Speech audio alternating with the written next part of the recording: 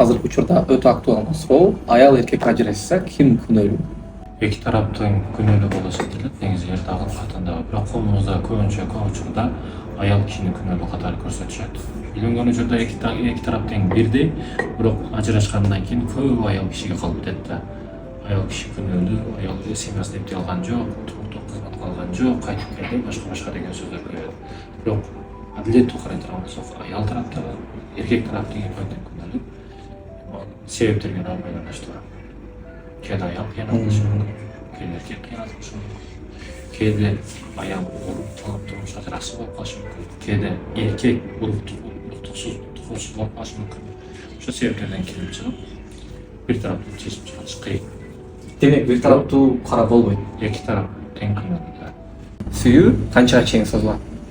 Сүйүү ар кимде ар кандай. Баштап тестостерон күчтүү учурда, жаш кезде аялдар өзгөчө эмоцияга бай учурда да узакка барат, созулат деп ойлойсуң, бирок ошол сезимдер кийин жоголуп кетет кадимкидей. Кыйынчылык келген учурда сүйүүнүн бардыгы рамкадан эшиктен качып чыгып кетет да. Демек сүйүү узакка барбайт. Азыркы сүйүү, азыркы романтика менен ушул темп менен узакка барам деп ойлогом. Сүйүү сөзсүз түрдө жоголот. Ошондуктан бир эле сүйүүнү ойлоп туруп турмуш курбагыла жаштар ар тараптуу ойлонго. Плюс минус математика, алгебра жактарын эсепке алгыла. Аялдын өнөрү, аялдын акылы, аял деле ошол жакта, эркек тарап, эркектин өнөрү, эмгеги ушуну эсепке алыш керек. Стрессти ким көтөрөт? Аялбы, эркекпи? Негизи көбүнчө аял киши көтөрөт. Аял киши стресске, депрессияга чыдамдуу болот. Көп учурда байкасаңыз, мисалы эркек киши, аял киши ажырашып кетти дейли.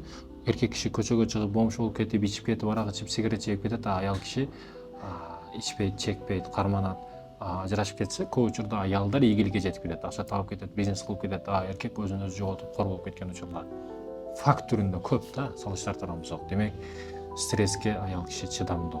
Стресс аял киши күчтүү көтөрүп коет. Ии менен, көз жаш менен, башка менен чыгарып берет, эркек киши башын кайсы жерге урарын билбей калат, кээде аракка, кээде арамга кетип калат да. Эркекти эмне көп сындырат? Эркекти кээ бирөөлөр жоктук сындырат дейт, кээ бирөөлөр арак сындырат дейт, кээ бирөөлөр да, булар дагы бир факт, сындырышы мүмкүн эркек кишини, эгер ичинден эрки болбосо. Бирок сындыра турган нерселердин эң биринчи, билесизби, бул аялдын кыянаты сындырат. Себеби эркек киши өмүрүндө апасынан кийин аялына байланганчалык эч кимге байланбайт. Ал бир тууган, ал көчөдөгү, ал башка дос, эч ким жетпейт. Аялга байлаганчалык, өзүн сүйөм деп, махаббатым деп ишенген, аялына байланганчалык эч качан башка бирөөгө байланбайт. Бирок ишенген аялы кыянат кылып турса, ишенген аялы саткындык кылып турса, ичиндеги нерсесин сыртка реклама кылып чыгарып турса, эркек киши кайка барат, кайка батат. Бомуш болуп кеткендери көбүнөн сурасаңыз, сынганын себеби кыянат болуп чыгат да көбүнчө. Мен дагы корком, кыянаттан корком. Менин корккон нерсем кыянат, бул саткындык. Ошол аялдын кыянат кылышына балким эркек күнөөлүү эмеспи? Балким өзү күнөөлүүдүр балким. Бул жиндиге теңелип, жинди болом деген тема жок да. 10-этаждан бирөө секирсе, аттаса мен дагы аттайм деген тема жок. Көп аялдар ушул учурда, кыргыз коомчулугунда аялдарда ошондой түшүнүк бар. Эри кыянат кыла турган болсо, измена кыла турган болсо, мен дагы измена кылайын, бир болот, мен өч алган боломун дейт да. Жок. Эриңдин кабыры башка. Эриң балким бейишке кирет, балким тозого кирет, ал суроо. Бирок сен бейишке киргенге аракет кыл. Сен өзүң акыретиң башка, кабырың башка, сенин ойлоруң башка. Аллах сенин тетиратыңды башка, анын тетиратын башка кылып койгон. Силер жыныс жактан, башка жактан берсиңер, бирок суроо жообуңар башка. Ал өзүнүн кыянатына өзү жооп берет. Сен өзүңдү бил деген тема келип чыгат да бул жерде. Мындайча эриңе теңелип кыянат кылба. Аял эркек ажырашса, аялга кыйын болот же эркекке? Ажырашса, ортодогу балага кыйын болот негизи. Эч бир семья ажырашпасын, бирок ажырашаардан мурда бала маселесин ойлонуп койгула. Устазыбыз айткандай, аялга эркекке аял табылат, бирок балага ата эне табылбайт. Силер бир тараптуу эле ойлонбогула. Азыркы көп кыздар квартира алып коюп, бизнес кылып коюп, анан турмушка чыгып атат. Неге? Страховка болуп атат да буларга. Ажырашып кетсем, квартирада жашайм, кордолбойм, андай болбойм деп өзүнчө каражат кылып, өзүнчө эме кылып атат. Бул ниеттин өзү жаман да. Сенин турмушка чыгыштан максатың ажыраш болсо эмнеге турмушка даярданып атасың? Демек кээде кыздарыбыздын, кээ бир кыздардын, бардыгы эмес, кээ бир кыздардын ою бузук, андан дагы сөзү бузук, кыймыл аракети бузук. Кудай эмес сактасын. Турмуш туура нерсе, так нерсе, ал адилеттүүлүктү өтө чыдамкайлыкты талап кылат. Ушул жерде бир суроо бар да. Кыргызстанда ар 3-үчү үй бүлө ажырашат экен да. Ошол көбүрөөк аял күнөөлүү болуп атабы, же эркек күнөөлүү болуп атабы? Ошол кандай деп ойлойсуз? Эми коомдо ушундай идиш аяк кагышат сөз түрдө турмушта. Аял киши качан тилин тийсе, эркек киши колун тыят. Аял киши көбүнчө акылды иштетип кала албайт да, эмоцияга берилген учурда. Ошол учурда акылды эркек киши иштетиш керек. Кээде эркек кишиге ачуу келгенде акыл кетип калат. Ошол учурда аял сабыр кылганды билиш керек. Эки тарап тең бири-бириге чыдап жашаш үчүн ортого дин керек. Качан дин болсо, эркек дагы аял дагы толук түрдө бактылуу болот. Силердин бактыңар динде канчалык жашаш процентиге байланыштуу. Мухаммад ушул суроо Кыргызстанда өтө актуалный да. Күчтүү эркектин артында күчтүү аял турат деген ошол канчалык деңгээлде чындыгы бар? Мен мына байкап ушул нерсени мына ойлоп карай турган болсом, коомдо бизнесмендер бар, күчтүү лидерлер бар, саясатчылар бар. Аларды мындай байкасам, көпчүлүк учурда үйлөнгөнгө чейин фундаментти тургузуп койгон да. Фундамент тургузуп койгон сонун кылыпчы. Аял кийин кошулуп жардам берген да. Көп учурда аял киши же ортодон кошулат, же чокуга чыккандан кийин келет экен да. Эркек киши көп учурда бар жокту даярдап койгонго аракет кылат экен аял киши. Аял даярга келсин дейт экен да. Да, кээ бир учурда жок нерсе аял көтөргөн учурлар дагы кездешет. Бул баардыгына тиешелүү эмес да. Ошондуктан кээде аял киши колдоп коет, кээде артка дагы тартат да. Бир тараптуу карабашыбыз керек. Кээде кордогон дагы аял, колдогон дагы аял. Буттан дагы тартышы мүмкүн экен, колдон дагы тартышы мүмкүн экен да. Аял киши ушундай экен. Кааласа колдон тартат, кааласа буттан тартат. Бирок эркек кишини зор кылып, кор дагы кылып коюшу толук мүмкүн экен. Мисалы, жөнөкөй эле мисал, балаңыз үчүн сиз өмүрүңүздү арнап аракет кыласыз. Өзүм жетпеген нерсеге балам жетсин деп иштеп, Россияда, Америкада жүрүшөт да. Бирок үйүндө отурган аялы атаңар ойнош менен ойноп жүрөт. Атаңар бизди карабайт десе, бала не ойдон калат мисалы үчүн. Тура. Апа ошентип эле тарбияга бузуп коет экен, психология жактан эле берип коет экен да. Демек, аял кааласа колдойт, кааласа жер менен жексен кылат экен эркек кишини. Дагы ушул жерде бир суроо бар да. Азыркы учурда көпчүлүк кыздар даярына келгенге ашык да. Мындай үй болсо, машинасы болсо, анан моундай кыздар аз да. Келип дагы сиз менен кошо үй кылайын деген кыздар эмне үчүн ошондой болуп кетти акыркы учурларда? Ал дагы салыштырмалуу. Себеби эркектер азыркы учурда ишеничтүү боло албай атат да. Мисалы, чогуу кылабыз дейт, бардык нерсени аракет кылабыз дейт, үй жайда кылабыз дейт, бирок аял киши дагы эгер туруктуу боло турган болсо, ошо эркек кишиде туруктуулукту көрө турган болсо, чындап ыйманды ишеничти көрө турган болсо, да, чогуу барышат. Аял киши көп учурда чыдамдуу болот бул маселелерге. Үй салыш, машина маселе, буларга аял киши чыдамдуу болот. Эркек киши, аял киши караганда эркек кишини аракет кылып атат эркек киши, бирок окшобой атат эч бир нерсе акча жактан. Бирок тынымсыз аракет кылып атат. Мындай эркектин алдында аял киши ар дайым туруп берет. Бирок аракет кылбай эле, эч нерсе кылбай эле, жөн эле жатабы? Анын алдында аял туруп бере албайт да. Даярга кызыккан эркектер аялдар эмес, кыздар эмес, даярга барсын деген эркектер көбөйдү азыр. Мен мисалы эжемди үйү бар жакшынакай бирөөгө турмушка бергим келет. Мен карындашымды жакшыраак бир жерге бай эле күйөө балам болсун деп тилейм. Карындашым кыйналбасын дейм да. О барып бирөөнүн күчүгүн астын тазалап, иштеп бирөөгө кул болуп калбасын дейм. Ошондуктан мен караган учурумда күйөө бала тандаймынбы, байлыгы дагы болсун, ыйманы дагы болсун, бар жогу болсун, сонун жерге барсын деп тилейм. Мен күйөө баламды үмүт кылам. Да, кээде бай жерге барып дагы турмуш маселелеринде кедей болуп калат. Миллионер деле сыноо келип. Ал учурда чыдашка туура келет. Кээде кедейге барса, да 1-2 жыл чыдай турган болсо, үй жай бардыгы эле табыла турган маселелер. Адамдын эркине байланыштуу. Демек, аялды эрдер кылган дагы, кара жер кылган дагы бул аял турган. Аял киши. Азыркы учурда бойдоктор көп да. Мына качан үйлөнүшү керек бойдоктор? Үй салып үйлөнүш керекпи, же эч нерсе болбой үйлөнүш керекпи? Ошол жерде үйлөнүш маселесинде кайсы жаш эң ылайыктуу эркектер үчүн эң жакшы үйлөнө турган учур 20 жаштан 25 жашка чейин. Бул физический жактан, акыл жактан, рух жактан эң толгон эркек киши бар жоктон күчтүү болгон учур болот да. физики жактан дагы руханий жактан бала болуш үчүн дагы балдарыңар дагы ошондой красавчик болуп төрөлөт, акылсыз болуп төрөлөт, ошол учурда үйлөнсөңөр. Кыздар качан турмушка чыгат десеңиз, мыйзам жактан дагы бар жоктон эсептеп туруп карай турган болсок, кыздардын турмушка чыгыш эң жакшы учуру 18 жаштан 23 жашка чейин турмушка чыгыш керек, андан өтүп кетпеш керек, аракет кылыш керек ошого чейин. Любовь, сүйүү, романтика ар кимге алданып жүрө бербеш керек. Кыздар бүгүн кичинекей уч тешиңерди эптей албасаңар, намысыңарды жоготуп койсоңор, эртең намыстуу болуп бир эркектин алдында кантип туруп бересиңер? Эркектер кичинекей жериңерди, ушу чымчалактай жериңди эптей албасаң, кыздарга алданып калып атсаң, сен бийик максаттарга кантип жетесиң, улуу максаттарга кантип жетесиң? Эркектерге эскертүүм, бүгүн тешиктерге эмес, максаттарга маани бериш учуру. Аракет кылышыбыз керек. Эркектер, кыздарга айтарым, кыздар силер эч качан кайф, рахат, мишка, гүл деп жүрө бербегиле. Силер келечектеги энесиңер, ойлоңулар, акыретте ойлоңулар. Бир суроо, эмне үчүн азыркы учурда үйлөнүш аябай кечеңдеп кетти? 30 жашка чейин үйлөнбөгөндөр көп азырчы. Да кечигип үйлөнгөндөр бул негизи азыр каражат жагына келип такылып атат. Себептери көп. Алардын себептеринин бир канчасын айтам. Биринчи каражат маселеси. Эркек киши коркуп атат чындыгында көп. Кандай кылам, семьяң кандай? Эркек тараптан караганда действительно кыйын. Кыздарыбыз дагы көп нерсени көрүп коюп атат, Кудайым өзү сактасын. Бул неден десеңиз, мындай көчөдө түнү 2:30, 3:30 чыксаңыз, кыздарыбыз колдору титиреп заправкада бензин куюп атат. Кофейнияларда официантка болуп иштеп атат. Чайканаларда иштеп атат. Эркек киши не дейт?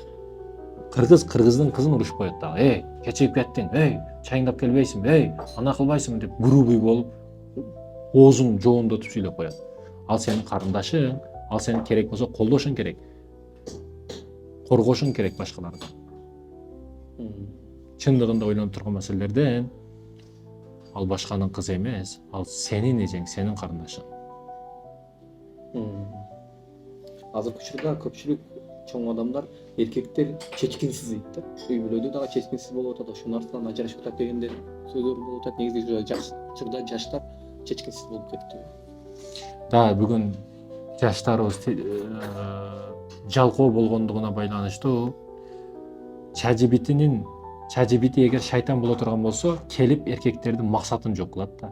Эркек максатын жоготсо, арзыбаган нерселерге кул болуп калат. Бул кыздарга, бул аракка, бул сигаретке, арзыбаган нерселерге кул болуп калат да. Арзыбаган нерселердин аркасынан өмүрүн өткөзгөнүн билбей дагы калат. Эгер эркек киши максаты боло турган болсо, күчтүү максаты боло турган болсо, ага жетишке чындап ишеничи боло турган болсо, ар кандай кыз анын алдында туруп берет. Эркек киши чечкиндүү болуш үчүн туруктуу болуш керек бир нерседе. Бүгүн эркектерде туруктуулук жок. 10 күн ал жерде иштейт, окшой койсо бир жака кетип калат.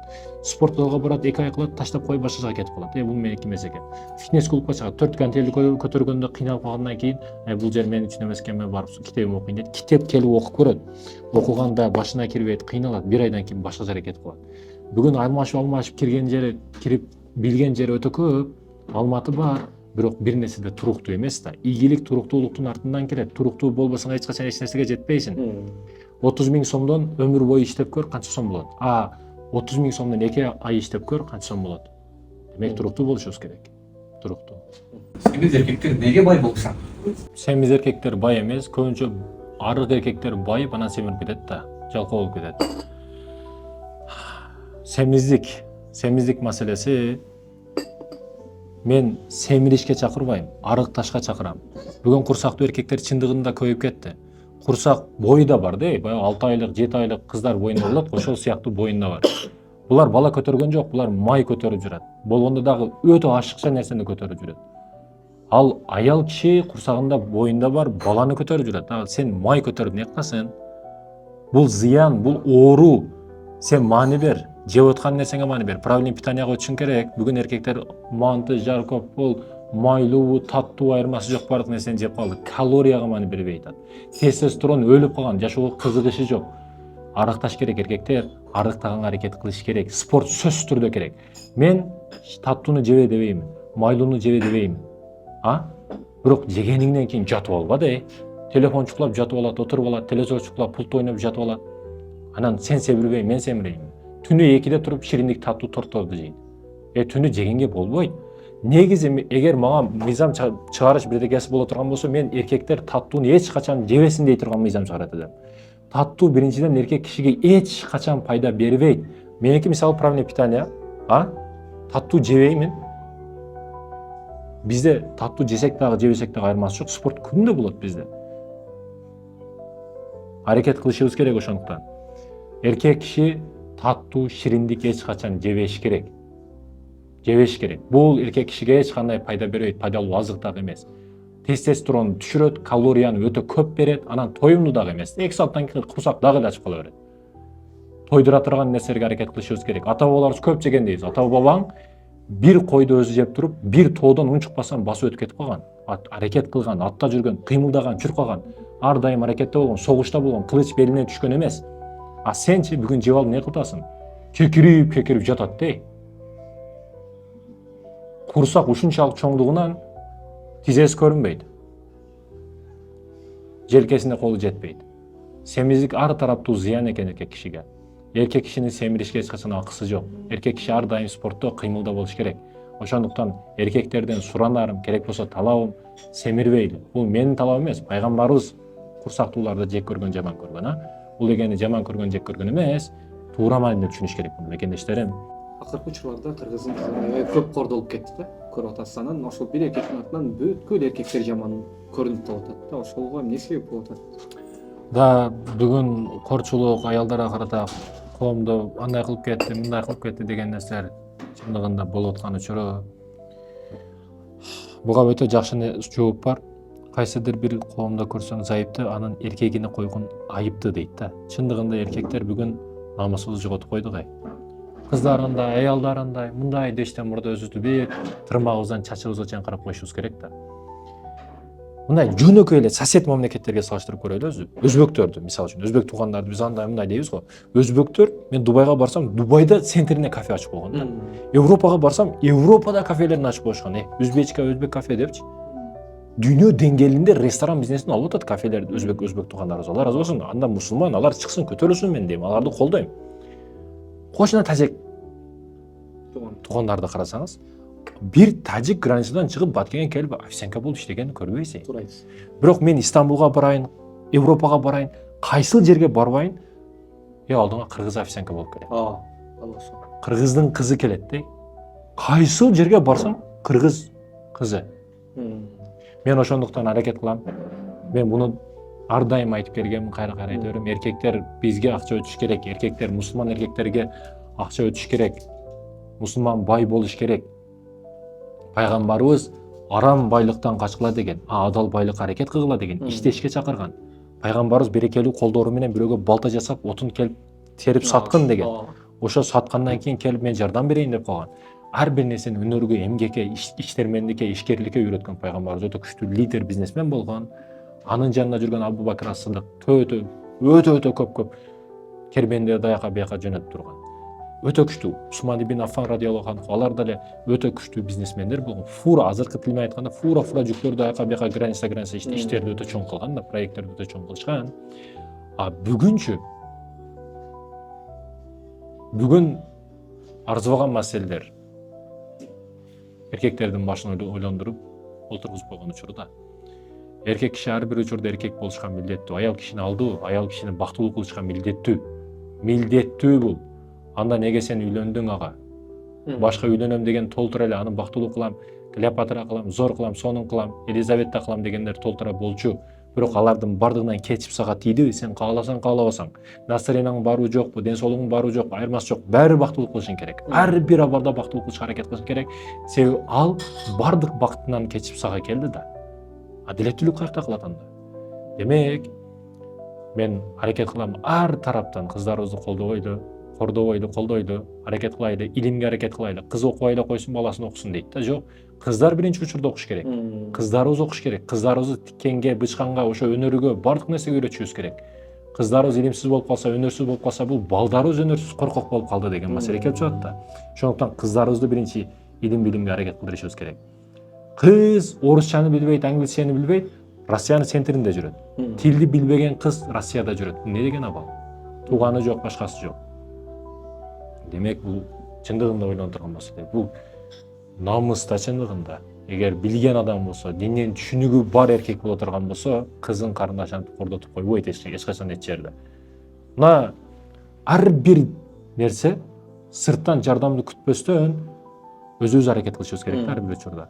Сырттан бирдеге келип атып, анын чоң үмүтү бар. Анын чоң бир максаты бар, бекерден бекер бирдеге келип калбайт. Бекерден бекер нерсе болуп калбайт. Ошондон терең ойлонолду. Демек эне деген университет, эне деген мектеп Да, деген да, ошол үчүн айтылган турат. Эне деген мектеп, эне деген университет оңолмоюнча эч кайсы мектеп, эч кайсы университет, эч кайсы садик, эч кайсы билим берүү мекеме баланы тарбия кыла албайт, оңдой албайт. Негизи эркектер романтик болуш керек. Базы көпчүлүк эркектерден сурап калсаң, жеңебизге гүл бергенсиз десе, кайсы гүлдү айтып атасың, сен гүлдү айтасың депчи. Негизи романтик болуш керек эркек. Пайгамбарыбыз романтик болгонбу, негизи ошол боюнча. Өзү аял кишиге Мишка деле кызыктуу эмес. Мишканы бир алганда алып коет, 2-3 күн кармап коет, болду, Мишка деле көңүлдөн калат. Гүл келет, гүлдү бир жыттап коет, 2-3 күндө солуп калат, мусорго кетет да. Ал колу менен алып, бирок мусорго кетет да өзү элечи. Да, көңүл маселесинде бул деле керек нерселер булар деле белек бериш маселелери. Бирок булардан дагы мурда чыныгы романтика болуш керек да. Чыныгы романтика дегени чындап аны сүйүшүңүз. Бир колда жүк көтөрүп атып, аны барып жардам берип көтөрүшүңүз. Аны чындап 2 саат күндө кучактап укташыңыз, кааласаңыз. Кээ бир эркектер өзүнүн ишин бүтүрөт, ошол маселе тескери карап жатып алат да. Күн сайын мажур кааласаңыз мээрим махаббат беришиңиз. Эртең менен турганда пайгамбарыбыз эң жакшы тамак, эң жакшы иштердин бири аялыңын оозуна тамак салып коюш. Романтикага чакырат пайгамбарыбыз. Мээрим махаббатка чакырат, аялыңа мээримдүү бол дейт. Тамакты оозуна салып коюп, ушул маселелерди эгер кыла турган болсоңуз, эң биринчи нерселерди. Анда сизден аял киши эч качан гүл күтпөйт. Эч качан подарка күтпөйт. Сиз ошо биринчи нерселерди бербей аткандыгыңыз үчүн аял киши экинчи нерселерди сизден талап кылып атат да, гүлдү, мишканы, башканы. Эгер мээрим махаббатка чындап аял кишини толтуруп, тойдуруп кое турган болсоңуз, экинчи нерселерди эч качан алып кел, муну алып кел, аны алып кел дебейт. Эркек киши төшөктөн өтө күчтүү болуш керек. Төшөктөн чындыгында күчтүү болуш керек. Үйлөнгөндөн кийин аял киши болду деп мээси токтоп калыш керек да. Мындан арагы өтө албаш керек. Сизге көзү ачылды, сизде көзү жабылыш керек. Башка эркекти эч качан үмүт кылып калбаш керек. Ошондуктан төшөктөн өтө күчтүү болуш керек. Ал үчүн эркек киши спорт, туура тамактануу, ошол маселелерге маани бериш керек. Чыныгы биринчи махаббатты, биринчи романтиканы бериңиз, экинчи нерселерди талап кылбайт. Демек үйгө келгенде бир кучак гүл алып келбесең да, бир кучак сүйүү алып кел. Да, бир кучак сүйүүнү алып кел. Эшик ачканда баягы атам келди деп балдарын коркпош керек да. Кучактап, атам келди деп күтүп алыш керек да. Ошол нерсе чыныгы сүйүүнү алып келишиң керек. Туура айтасыз, ошо чыныгы сүйүүнү алып келишиң керек.